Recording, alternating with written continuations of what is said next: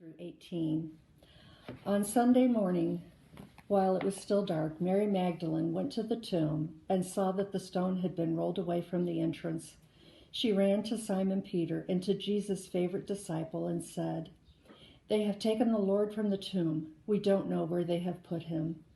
Peter and the other disciple started for the tomb. They ran side by side until the other disciple ran faster than Peter and got there first. He bent over and saw the strips of linen cloth lying inside the tomb, but he did not go in. When Simon Peter got there, he went into the tomb and saw the strips of cloth. He also saw the piece of cloth that had been used to cover Jesus' face. It was rolled up and in a place by itself. The disciple who got there first then went into the tomb, and when he saw it, he believed. At that time, Peter and the other disciple did not know that the scripture said Jesus would rise to life. So the two of them went back to the other disciples. Mary Magdalene stood crying outside the tomb. She was still weeping when she stooped down and saw two angels inside. They were dressed in white and were sitting where Jesus' body had been. One was at the head and the other was at the foot. The angels asked Mary, "Why are you crying?" She answered, "They have taken away my Lord's body. I don't know where they have put him."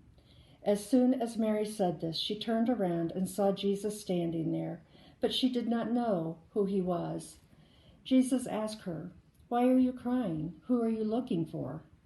She thought he was the gardener and said, "Sir, if you have taken his body away, please tell me so I can go and get him." Then Jesus said to her, "Mary." She turned and said to him, "Rabboni." The Aramaic word Rabboni means teacher. Jesus told her, "Don't hold on to me. I have not yet gone to the Father.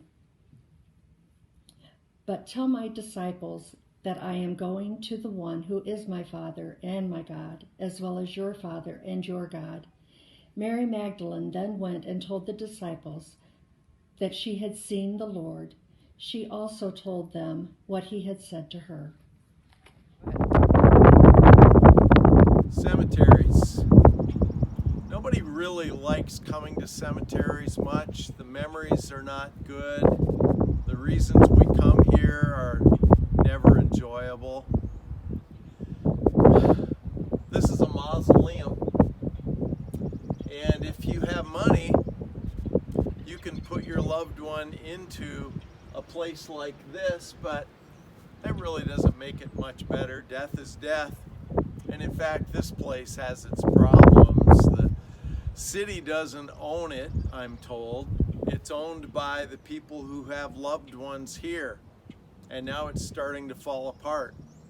The masonry is crumbling, the roof is leaking, and the loved ones don't have the money to fix it. So they want the city to take it over, and the city doesn't want to adopt a money pit. Cemeteries are just not pleasant in any respect. I can remember a few years ago when a young family lost a baby in Fort Wayne. I was asked to do the funeral. Well, the burial was at the Leo Cemetery, and it was quite a large gathering out there. The little casket was carried and it was placed on the nylon bands that held it in place until it was to be lowered into the tomb, into the hole in the ground. Well, we got to the point where it was time where they were to crank the cranks and to lower that little casket. The problem was the hole had not been dug wide enough, and the little casket would not go into the hole. There was a delay while they took the casket off the bands, and the cemetery guy had to jump into the hole with his shovel and start digging the hole bigger in front of everybody. The father and mother were absolutely traumatized. There are just no enjoyable moments at a cemetery. And so here was Mary coming to Jesus' tomb. And she really hadn't thought it through very well. She was going to add some spices to preserve Jesus' body, but she didn't really have enough.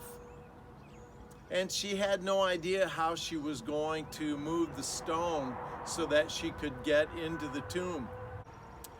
But she came anyway, and to her surprise, the tomb was open. The stone had already been rolled away. And as she looked inside the tomb, Jesus' body wasn't there. Now that should have been good news, but she didn't take it that way. She was filled with a lot of emotions probably. She was mystified, she was afraid, maybe a little angry because she thought somebody must have stolen Jesus' body. And so she ran into town. She told Peter and John, who ran out to this tomb to see what she was talking about, and they confirmed the body wasn't there. John believed that a miracle had taken place. Peter, not so sure. And so the boys left and Mary stayed there. And because she did, she got to see Jesus. He was alive. And she was sent back to tell the disciples that good news. And Mary was no longer left with bad memories of the cemetery. It was there that she received the greatest news ever. Jesus was alive, and he lives forevermore.